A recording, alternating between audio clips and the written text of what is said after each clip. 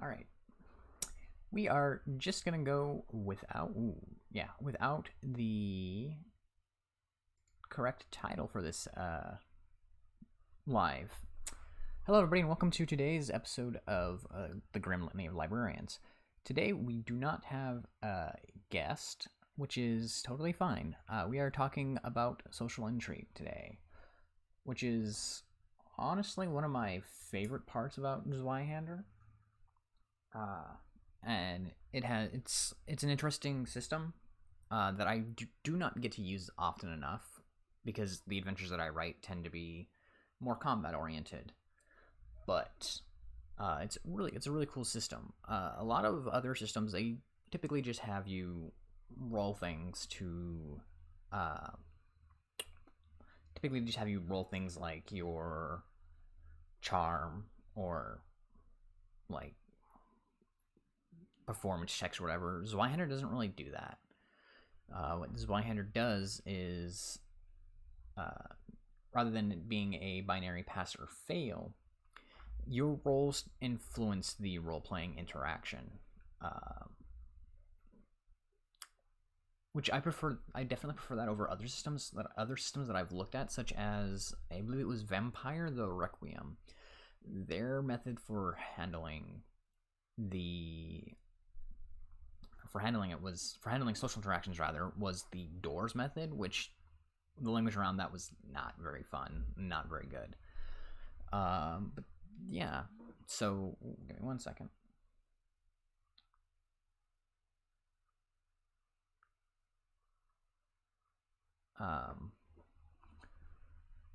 Let's see. So all right. So with that in mind,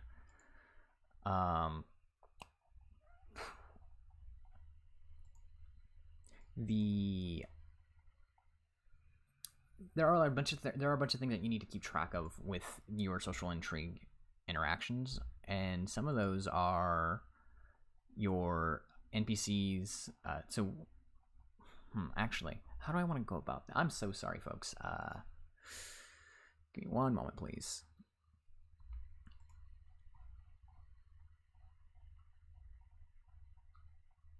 Okay, yeah, so with social intrigue,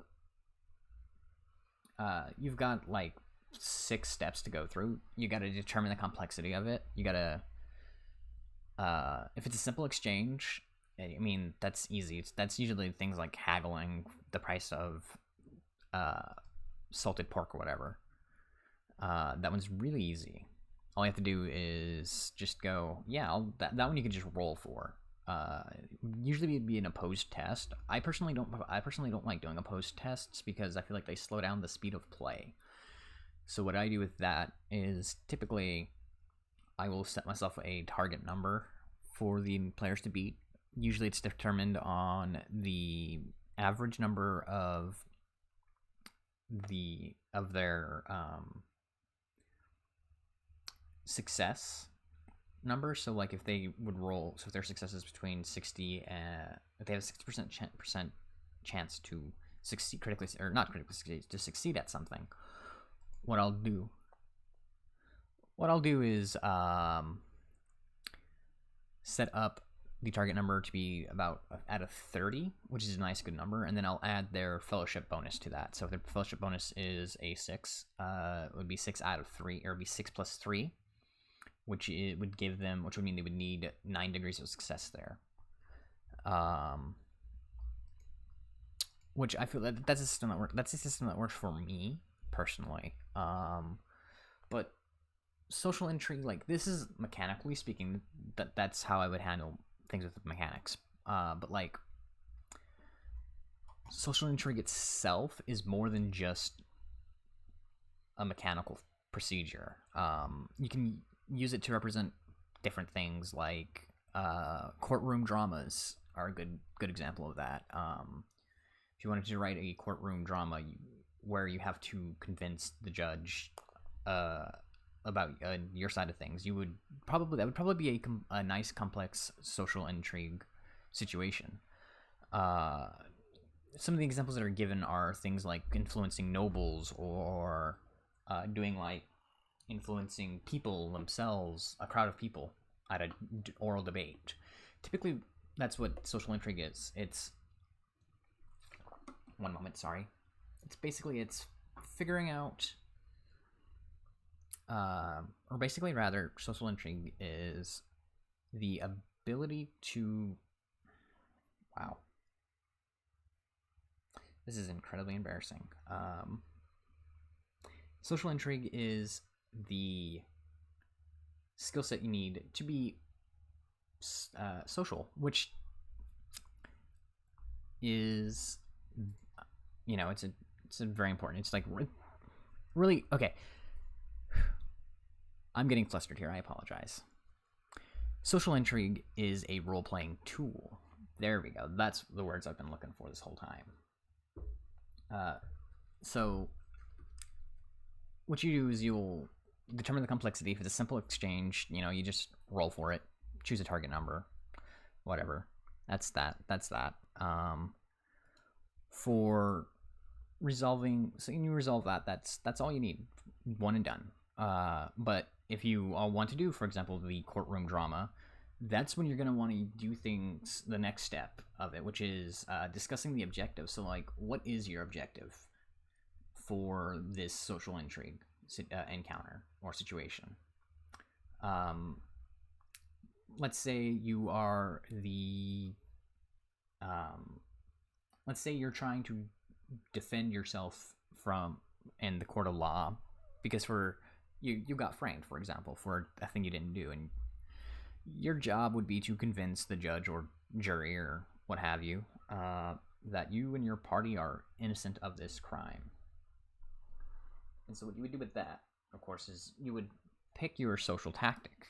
There are various social tactics that you can pick, such as bargain, charm.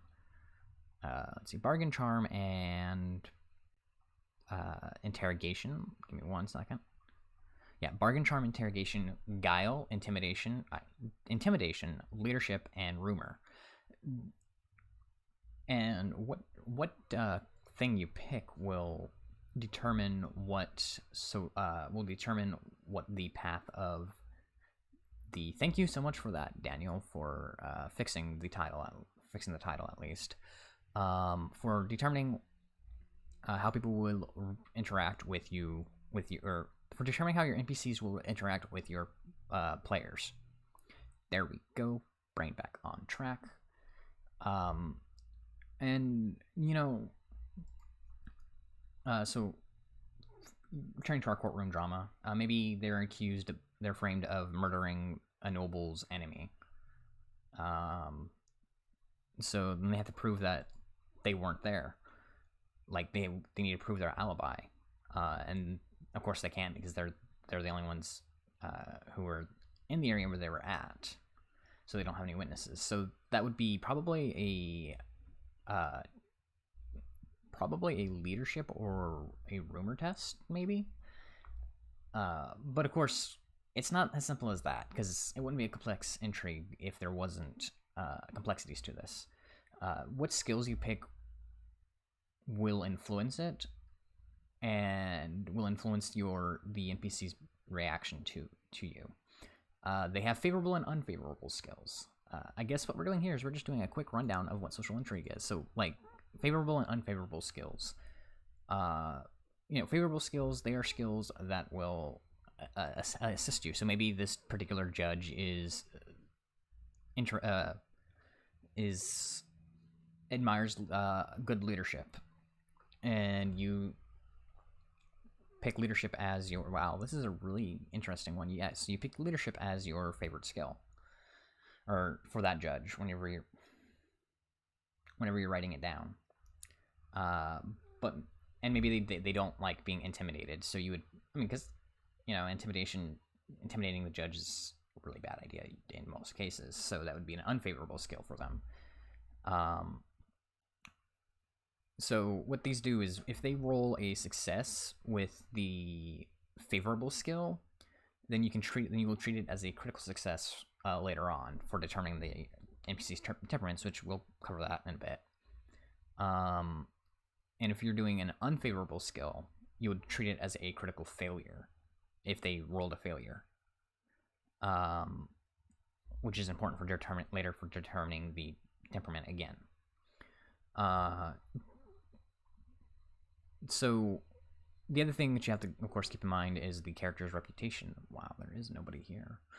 The character's reputation, which could be anything from, which can be derived, of course, by what they've done. So, like, for example, if the people have been, or your party has been outstanding citizens, and this is their first time in front of the judge, then and most people know that, hey, these folks were actually do good things in the community, and it seems kind of out of character for them to kill this noble. Then they will probably be like, yeah, this is strange, and be more likely to believe them. Of course, you can also burn your reputation points to automatically give yourself a critical success. If your party is tracking reputation points, which is a completely different mechanic. Let's see. So, you also have to know what your NPC's alignment is. Returning to our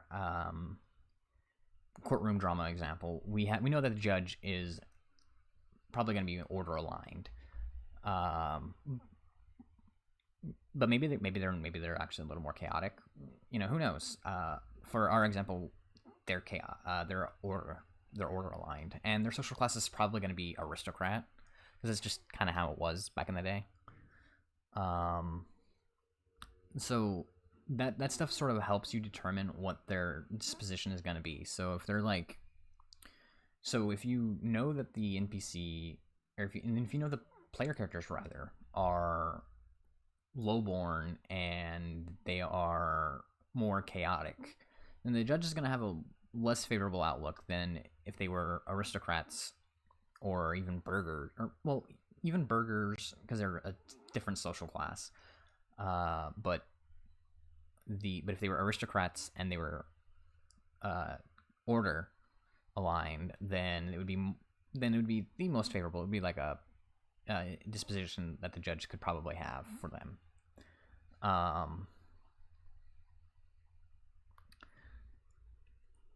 And so that'll help you determine whether or not they're helpful, friendly, polite, indifferent, impolite, unfriendly, or hostile.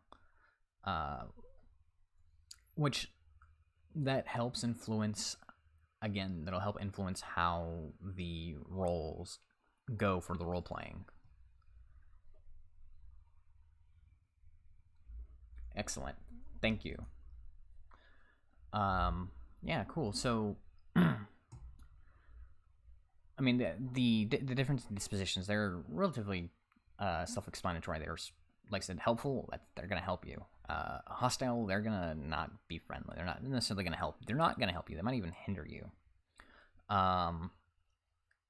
Typically, it's reserved for true enemies. So maybe this judge, we'll say that probably in our example here, we'll say that the judge is probably indifferent or polite at best, because technically speaking, judges are supposed to be impartial, but they can be influenced either way.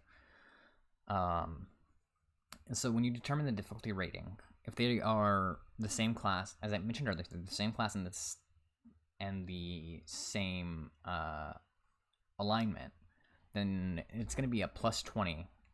It'll be an easier check rather. But if they're different class and they're a different alignment, it's going to be a much harder one. And of course, in the example where they're equal with their chaos rank, it's going to be not quite so different.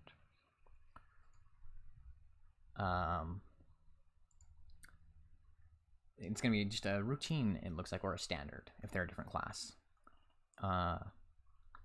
So, as I said, once you make your social tactics test, or your social roles, depending on your skills and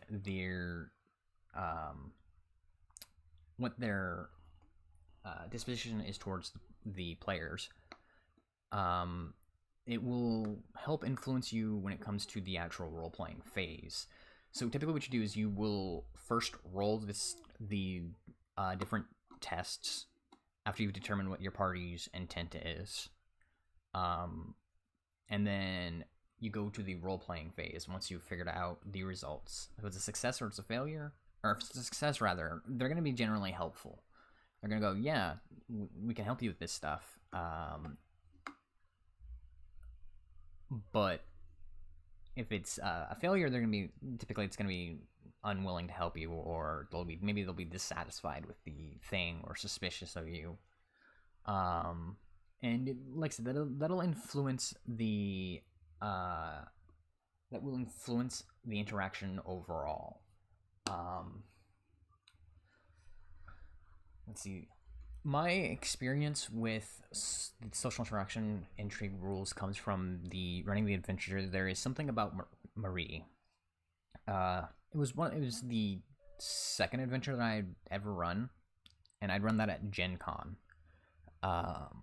And it was because this is like this is only my second adventure. I had a hard time like explaining it to my players, how it would work.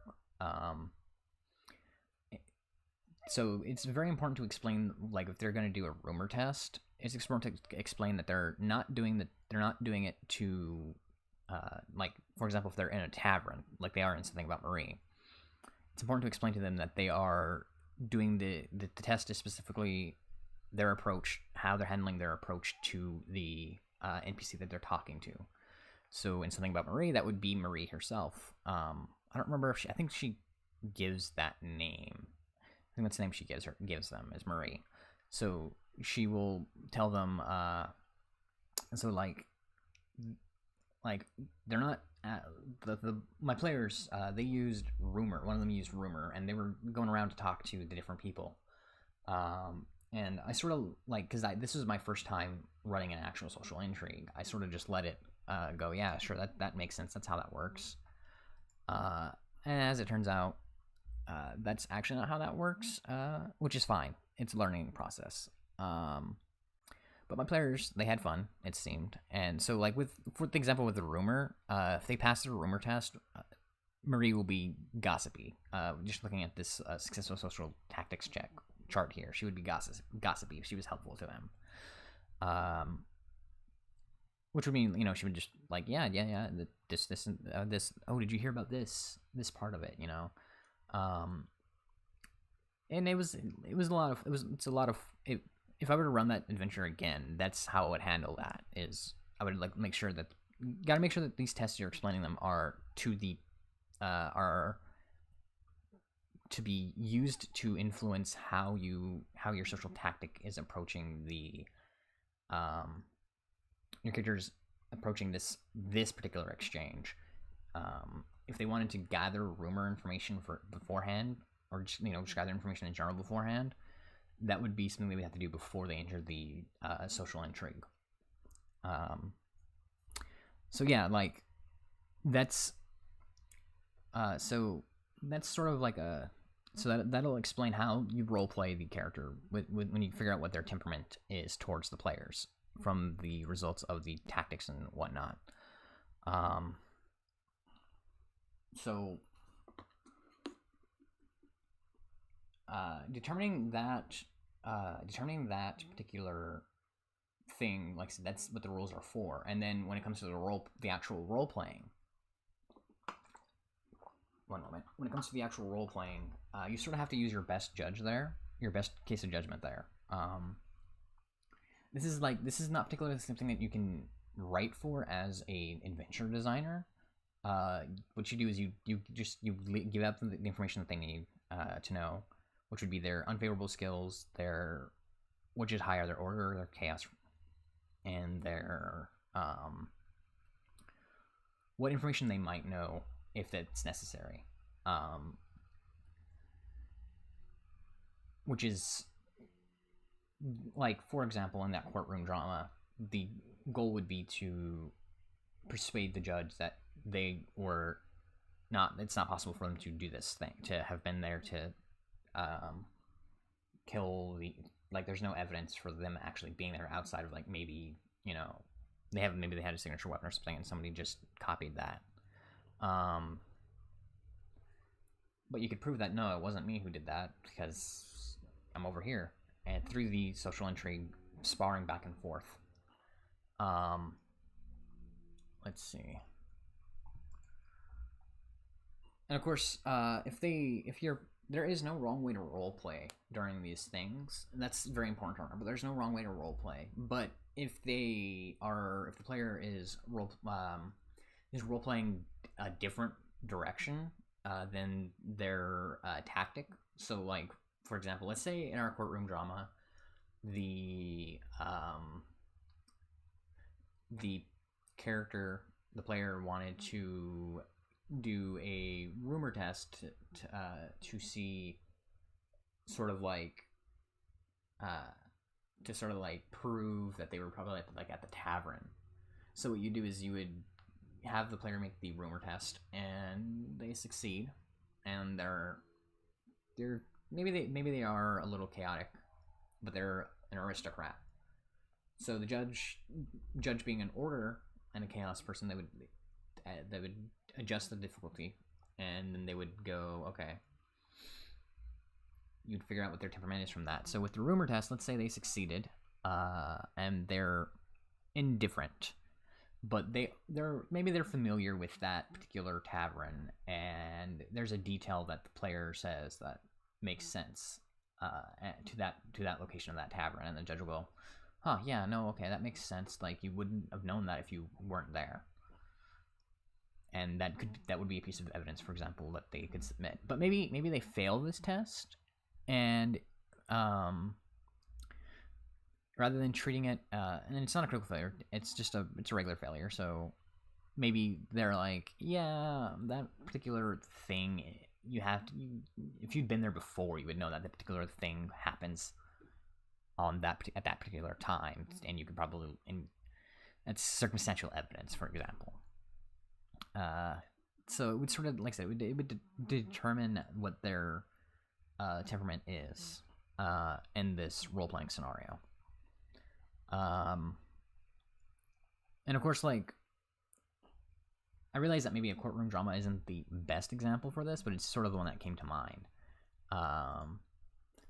But if your players wanted to sort of like stop the encounter to sort of examine and figure out, like, maybe the character is lying to them. So, like, maybe, for example, let's say that they're interrogating a witness to back up that they were at this tavern. They could do the interrogation test, and if maybe they feel like this witness is lying about something, so what they would do is you would have them do a secret awareness test, a secret scrutinize test, rather. I'm sorry, which could help determine whether or not the NPC is lying or not lying. And like I say, it's a secret test, so you don't tell them what the difficulty is, so they don't know for sure whether or not they passed or failed. Ooh.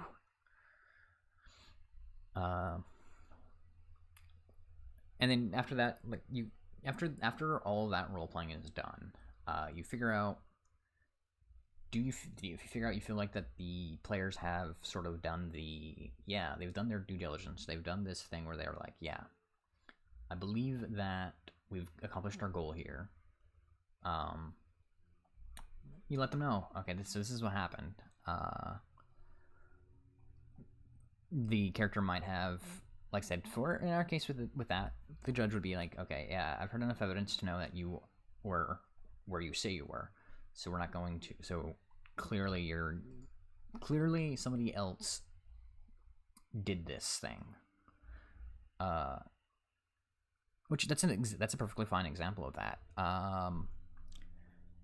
Other examples, of course, like maybe we're gonna do, maybe the adventure instead calls for, let's see, one of the first ones I've written for, one of the actual ones I've written for is there's a potential social intrigue scene in The Beast of Jellen's Mire, where if the players break into the home of one of the non-player characters, because they have the opportunity to do so, and she catches them, rather than immediately hauling them off, she'll give them a chance to explain themselves and what they were doing. That's another example of where you could possibly do a complex social intrigue interaction rather than just going straight into a fight. You can make these encounters themselves, and that would really give players who roleplay more than they do combat a chance to shine. Because like in the Beast of Jellensmire, when I've run the playtests for it, I've only had one group attempt to break into her home, and that's perfectly fine.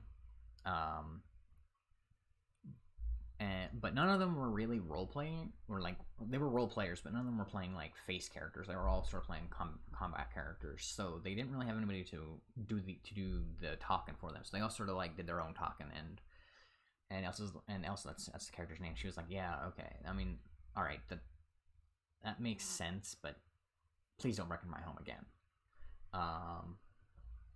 And what am I? When she when they do that, when I didn't do a complex social intrigue there because at the time because I didn't know exactly how to work it. But when I went back and wrote the adventure after the playtest, I realized, okay, this would be actually a very good place to call out a complex social intrigue. Because the character, for example, they can't necessarily hurt that character because that character has a really high damage threshold and I believe is immune to non-magical attacks. So she would just sort of like they would lose if they got into a fight with her. So the social intrigue is there to be an encounter instead of a combat encounter, a role-playing encounter.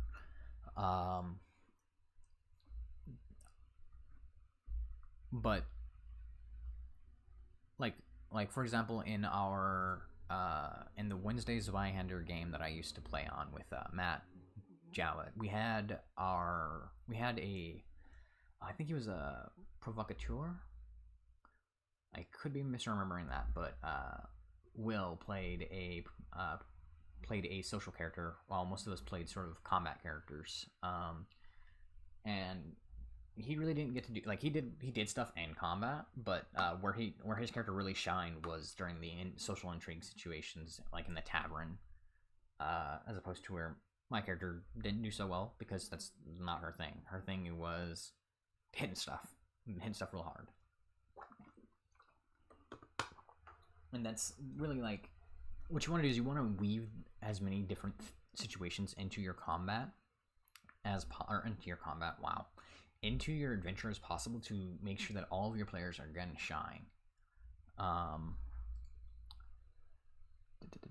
So yeah, and that's like a basic overview of what social intrigue is.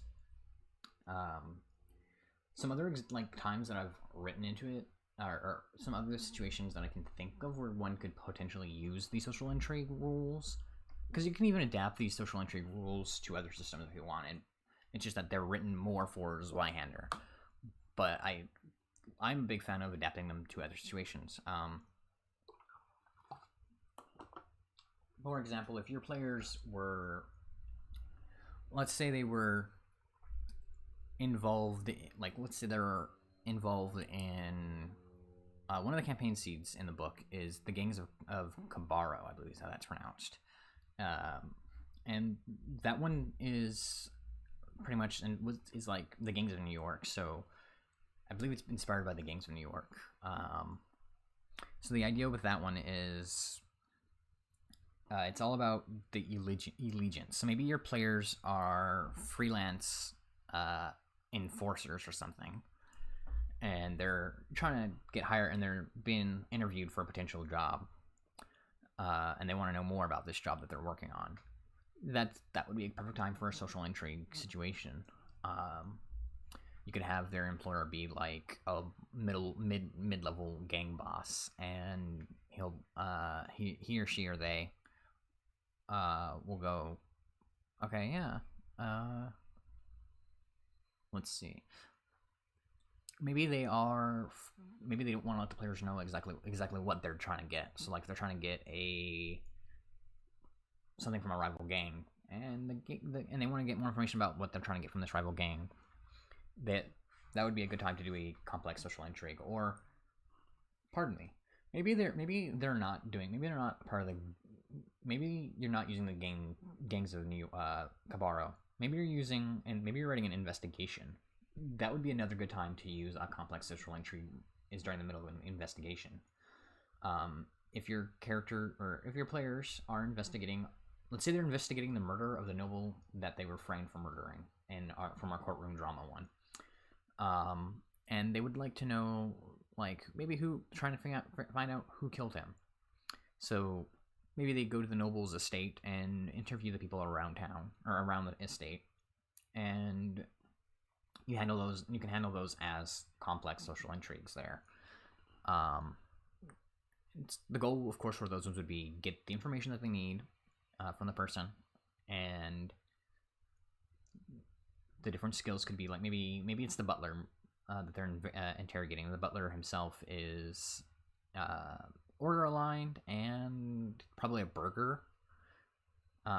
He would go, oh yeah, no, this thing and this thing. I was here doing this thing at this time when I found them, and then we found the body when I came in. Just things like that. Anytime you want to do in a situation where you want to just talk to the players and you don't want it to just be a simple role, you would do a complex role, or a complex, rather, social intrigue.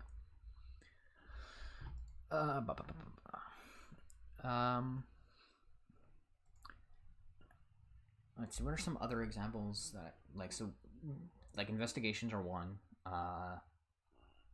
job interviews are another. Maybe they're trying to get information from somebody for, or maybe they're not trying to get information. Maybe they're trying to figure out who doesn't like who, and who would have like motivations for things, which is still trying to figure out information. They're trying to figure out motivations for different characters. They're trying to figure out motivations. Maybe they're trying to figure out if they're maybe they're trying to figure out what this person actually does on the estate. Maybe that could be a thing too. Things like that. Or maybe they're trying to infiltrate that's a good one. Maybe they're trying to infiltrate an enemy base. Because I know in the Knights of the Old Republic video game, I draw a lot of my experience from video games. There is a situation where you're trying to, in the first planet, you're trying to sneak into the Sith base, and in order to do that, I believe you need armor to get into the base, and so you'd have to go to you have to figure out how to get this armor. And one way you could do it is you could obviously attack a Sith soldier and get their armor there, or you can go to a party that some Sith are hosting. The Sith soldiers are hosting. That would be a perfect time to get that invite. That would be a perfect time for social intrigue interaction. Maybe you smooth up to the soldier, or maybe you find out they're a soldier and they're planning on having this party later on. Maybe you try and impress them somehow. That would be a good way to get that invite to that party. And once you get that invite, you go to the party, and maybe the party itself won't necessarily be a complex social intrigue itself. It would be just like a party. You could skip that, fast forward that, role play it. Really that's up to you. What's important is that you get the armor for the Sith base, and you go in, and as you're going in, like, maybe your players go to an area they're not supposed to be in, and that would be another complex social intrigue there. Like a passing guard goes, "Hey, what are you doing here?" And your players have to think on their feet and go, "Oh yeah, we're here to check the maintenance fence or the garbage disposal," And the guard, the guard would go, strange, okay. And it's sort of like, the whole goal of that is to convince them that they are that they are supposed to be here.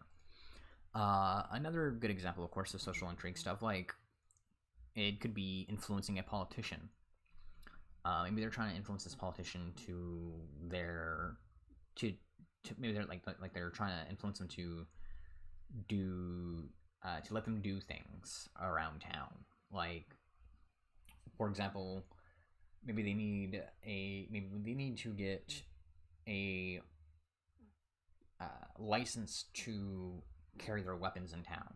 It's a good one, yeah. Maybe they need to get a license to carry their weapons. They have to talk to the bureaucracy and engage in the bureaucratic government, and to do that, that would be a good complex social intrigue thing, as they deal with the various personalities of the bureaucracy. Like, a lot of these sound sort of boring, but like, what really drives the social intrigue is the NPC, is how you roleplay the NPCs and their reactions to how the players themselves are roleplaying.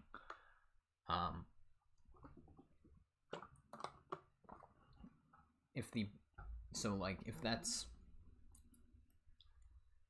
that's the core engine of it. That's the heart of it. So when they want to roleplay or when you want them to deal with these things, deal with these NPCs, and they don't necessarily want them to be killed, it's a good social intrigue time to throw in. Wow, I am just sort of rambling here.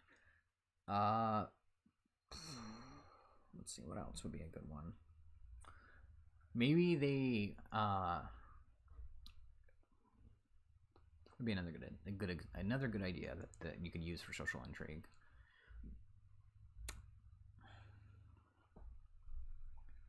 Let's see. Maybe they need to.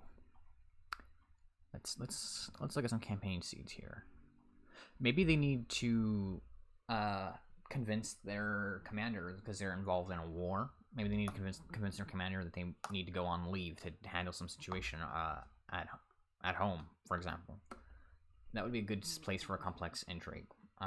You have this gruff commander who's like, look, you signed up for this war, and I need you here. If you're not here, somebody's got to do your job, and we don't have enough people for that, because you know how war is. So they have to go, well, yeah, but you don't really need us here. Like, you've got Johnson over there, who is way better at doing this job than we are. And then he goes, oh, yeah, okay, fine, yeah, that makes sense. And he signs off on the thing. Or he doesn't, because they don't convince him. You could do, for example, maybe there is a demon that is possessing people, like in a cabin, for example, to draw from Evil Dead, and you're trying to figure out, or no, from the let's go with John Carpenter's The Thing. Actually, it's not a demon.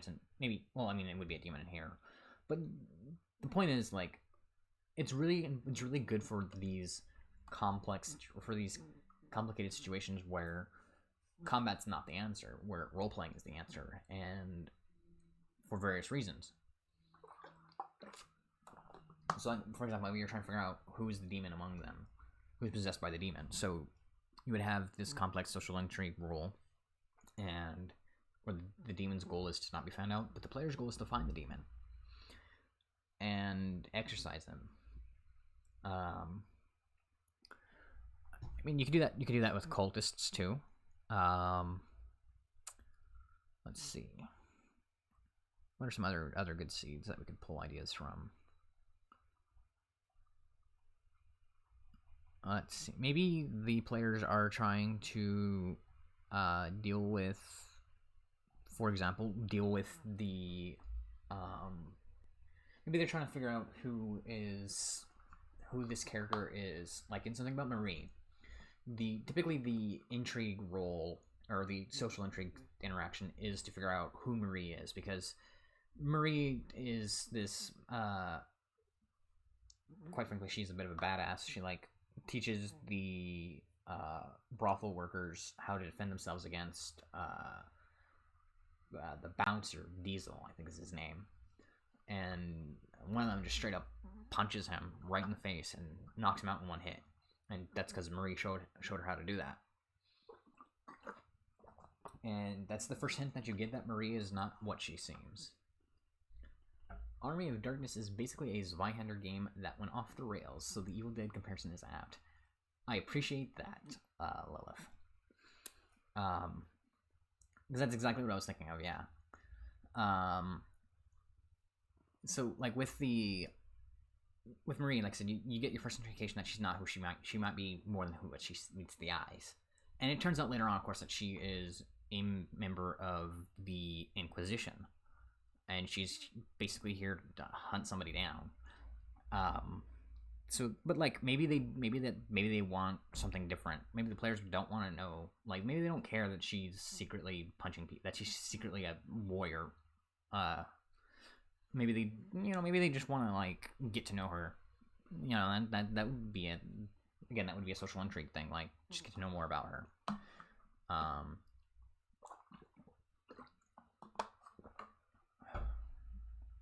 Let's see, what else could we possibly do with social intrigue?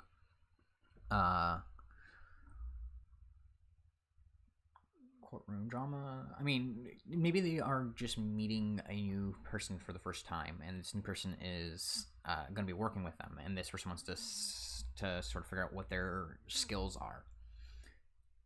That would be a good time for a complex social intrigue there, to sort of assess each other and to figure out who is, what the pecking order is going to be, for lack of a better term, like who's in charge and stuff like that. You know, because your NPCs, they want things. That's the thing. That's another thing to keep in mind. Your NPCs, they also want things. Like they're not just here for the players to be an obstacle. They want their own things. And something about Marie, Marie's reason for interacting with the players is to get to know and figure out who they are. And so that would help. That helps influence exactly what you are dealing with there. It helps inform you. Oh, so Marie is here to do this thing where she's here to investigate and figure out if there's a cultist, or the cultist might be in here. And so maybe she thinks it's the players because she's trying to bust up. If I remember correctly, she's trying to bust up a witchstone smuggling ring.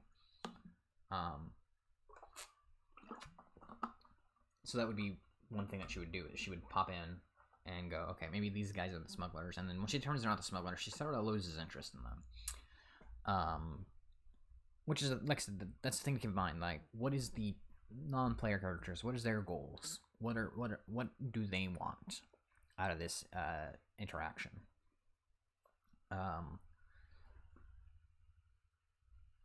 And how might that influence later interactions with this character? Because that's the other thing. Like, you don't want this to be just like a,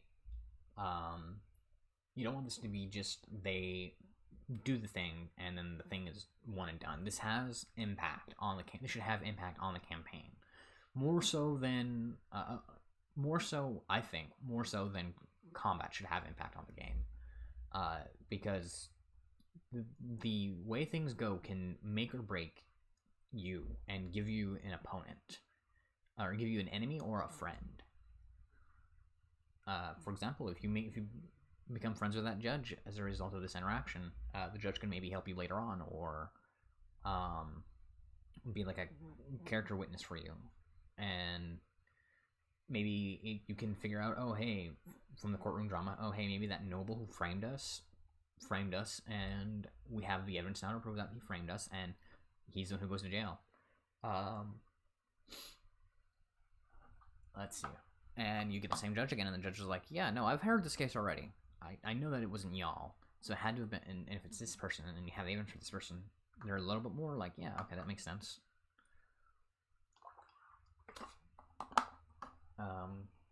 So really, the heart of it is social intrigue will probably have a much more, like, combat has a lasting impact on players because players get injuries, and you can lose body parts.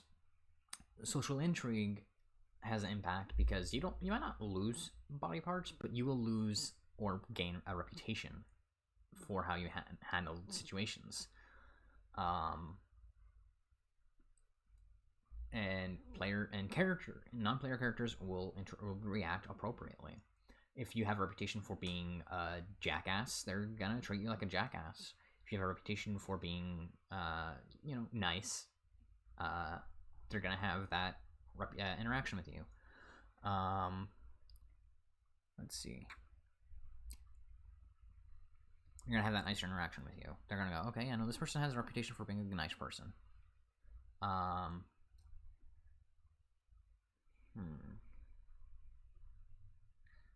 think those are probably like some of the easiest ones to think about with this with social intrigues, because it's really, that's what it's about. It's about role playing, and it's about going, okay, this is what we're gonna do. This is how we're gonna do it. Like, this is how we're gonna approach the situation. It's a tool for figuring out how to approach the situation. And the other thing about that is you need to keep that in mind. It's a tool, and if you use it too much, it sort of starts to lose its effectiveness. So like it's recommended in the book to maybe use it maybe once in a session for when it's very important, and that I agree with. Like, with the Beast of Jellen's Mire, how they handle that social intrigue, and with Elsa in her tower, that might help determine whether or not Elsa will help them later on if they need help, or they might end up in jail because of it, and like the townsfolk will let them go because they're here. They hired them technically. They hired them and let them know, hey, you can't be doing that stuff. Like, come on, please don't do that stuff. And if you do it again, well, we're gonna kick you out and get hire new people to do it, so they could lose that job that they were hired for.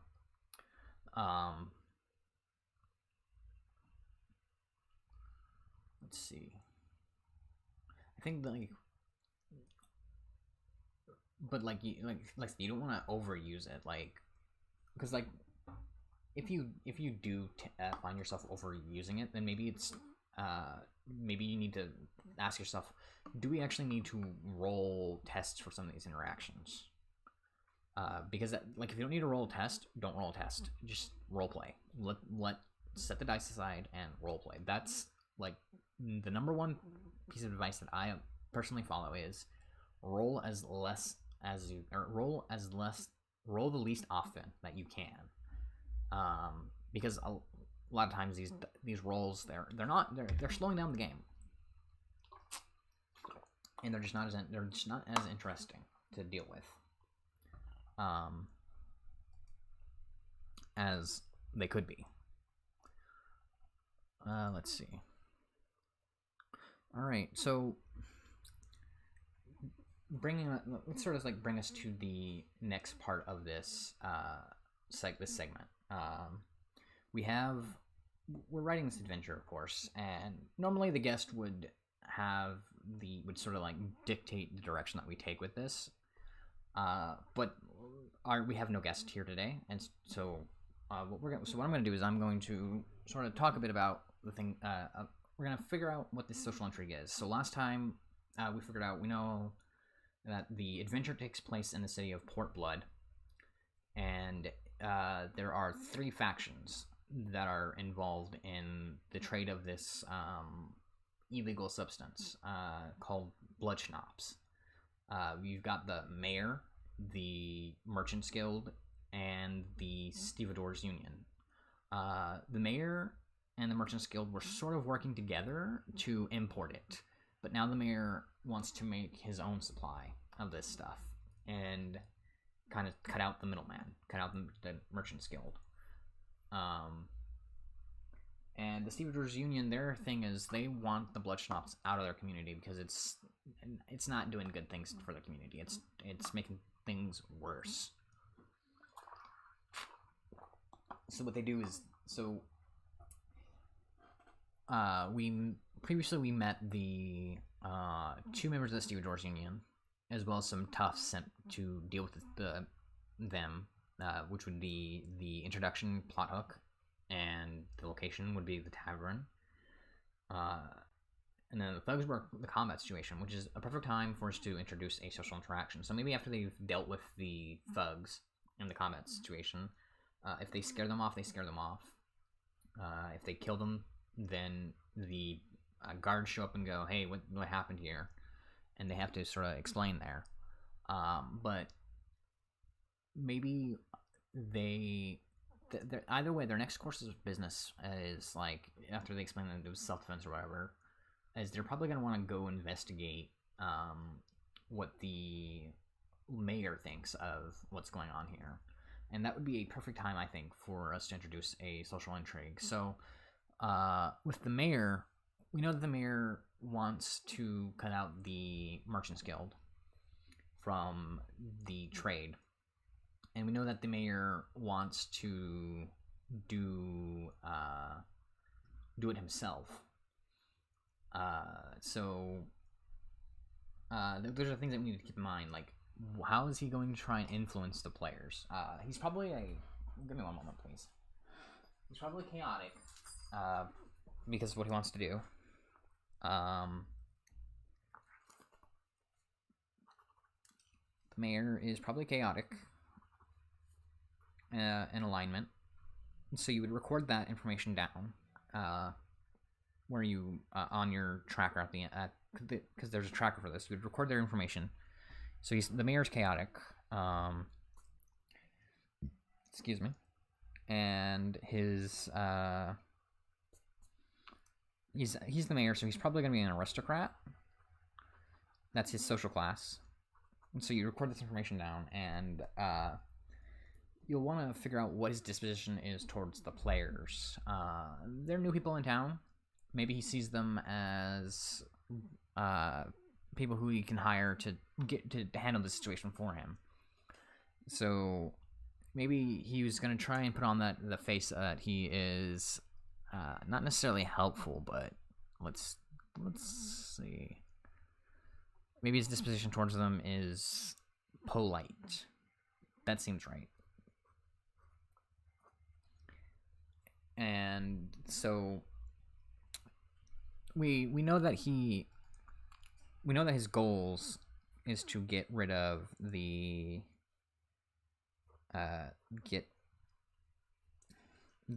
merchants to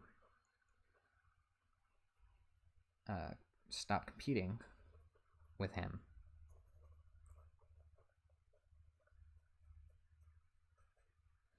So one thing he might do for that is he might hire the players to go investigate for him, because he feels like he can't trust his own guards, because corruption is rampant there in the pockets of merchants. So maybe that's what he does, is he sends them, he wants to hire the party to investigate a warehouse.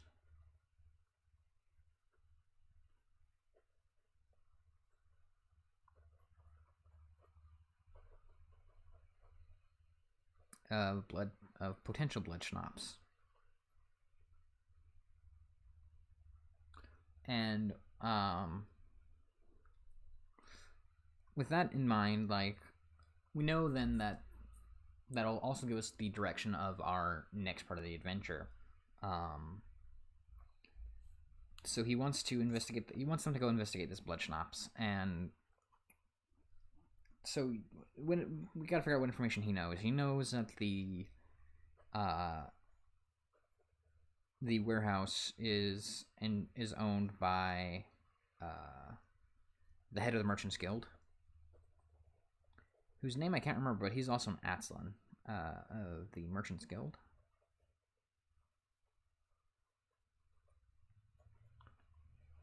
And we also need to determine what his favorable and unfavorable skills are going to be. So maybe maybe he's a bit of a businessman.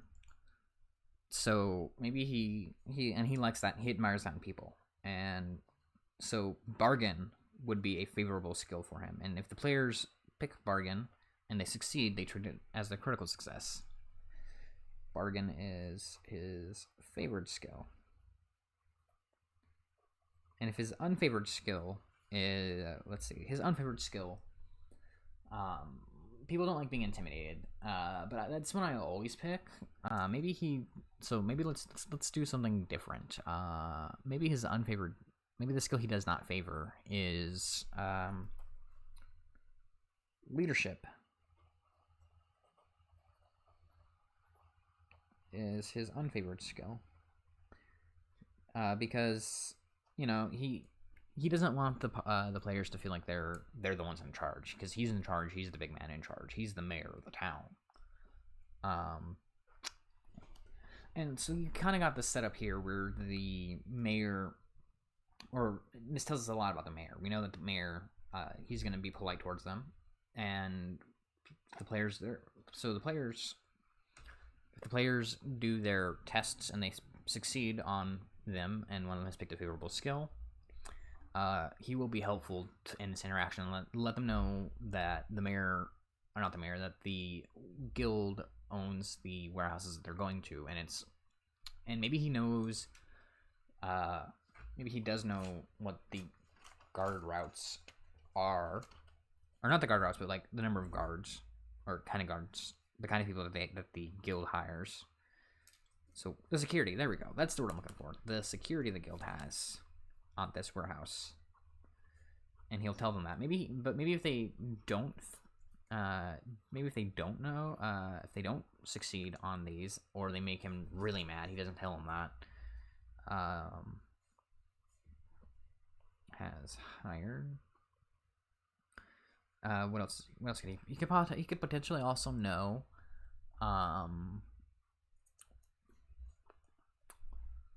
That maybe he knows where the security guards like to hang out, and basically what he'll do is he'll send the players there, or he could say, yeah, you can go to this particular tavern in town, and we'll call it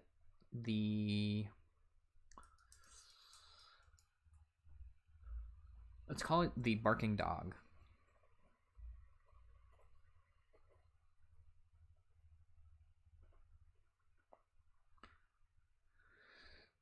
This particular tavern, the Barking Dog Tavern, is a hangout for the type of people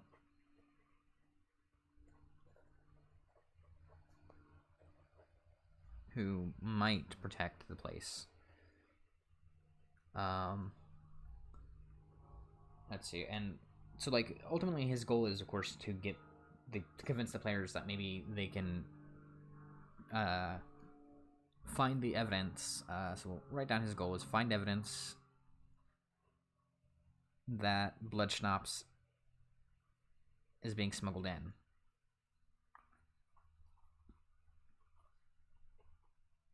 Via this particular warehouse.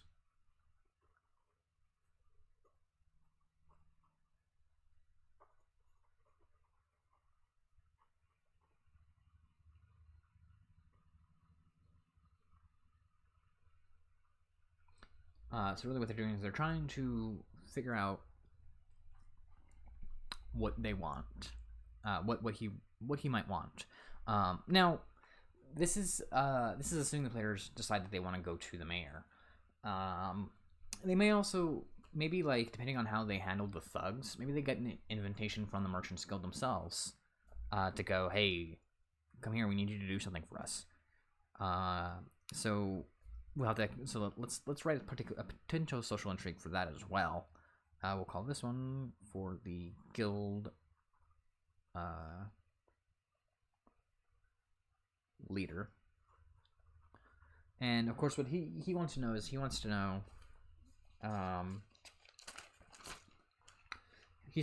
also probably chaotic, and maybe he is a burger. So he's a chaotic burger, and his goal maybe he'll be indifferent towards the party. Let's say he's indifferent towards the party. Because maybe he was impressed by how they handled themselves, but like they are a threat to his business.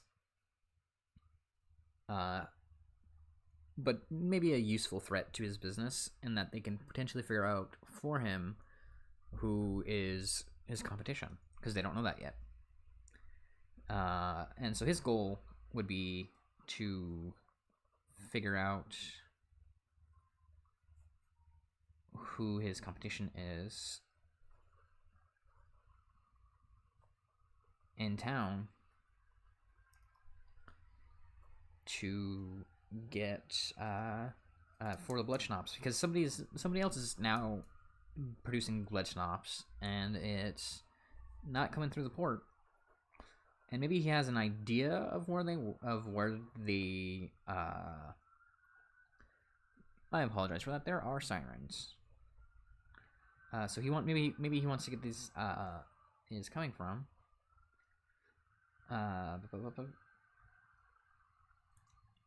Maybe he wants to figure out, hey, this is where it's coming from. I suspect that maybe it's coming from this warehouse, from another warehouse. But maybe he knows more than he's letting on. Maybe he knows that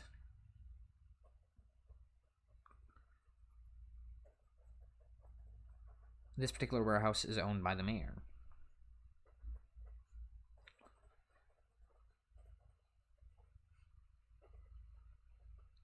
But he isn't going to share that information with the players, because, you know, he that's like, he doesn't think it's the mayor. Maybe he thinks it's someone mayor's age or something, smuggling it through his warehouse. He knows it's this mayor. And again, he's a businessman, so his favorite skill might be bargain, but we already picked bargain for the mayor, so maybe let's give him a different favorite skill. Maybe we know that he likes music, so maybe we'll give him charm. Maybe he likes being charmed.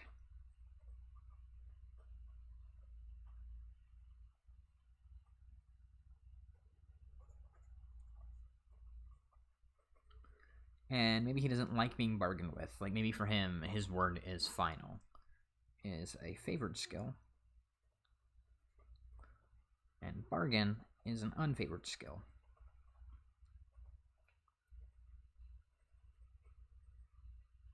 Whoop. Try that again.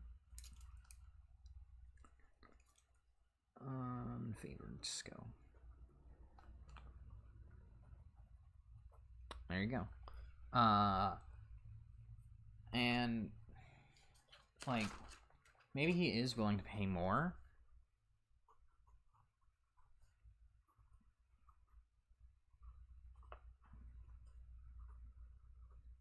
To pay more if they destroy the supply.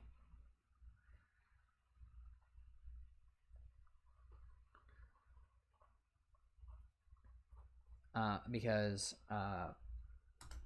that's the thing. Like, it's competition to him, and like, maybe he doesn't. Maybe the players don't know that. Well, they probably might know that he is importing his own, because I think that was a point that was brought up by the previous interaction with the Stevedores Union.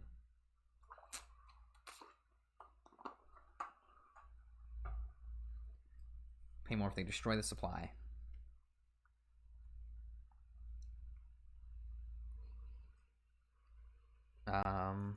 Let's see. He does know guard routes. We'll say that he does know the guard routes, because he seems like the kind of person who would pay that to know that kind of money, or pay that kind of money to know that information. And that they tend to go to the we'll call this second tavern that these particular renowned or well-known guards go to. We'll probably call it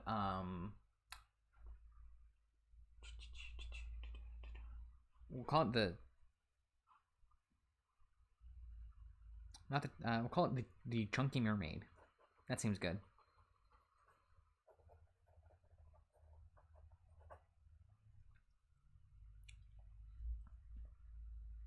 And that they're hiring.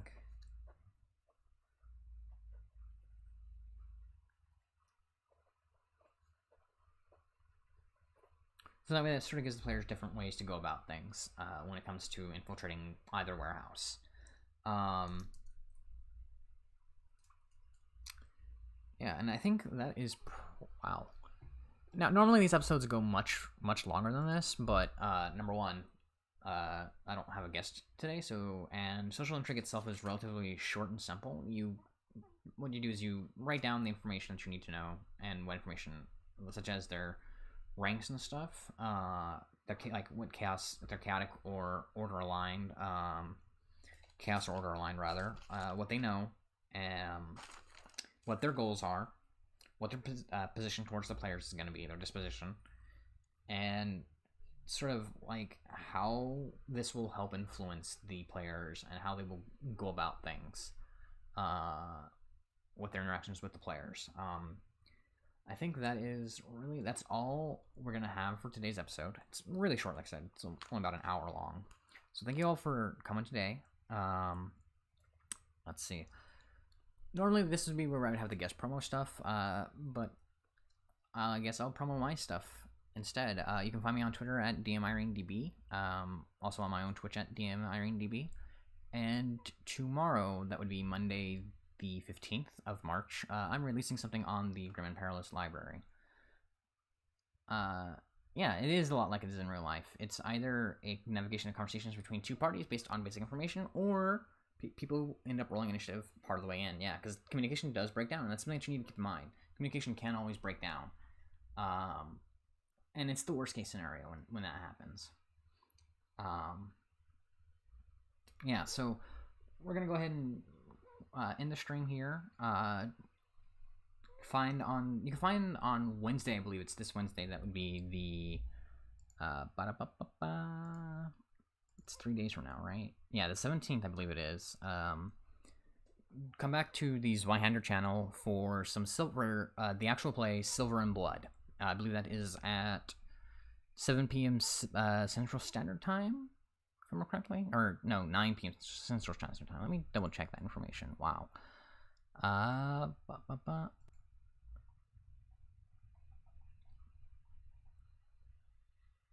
8 p.m. Central Time. My mistake. 8 p.m. Yeah. With that, y'all have a good day.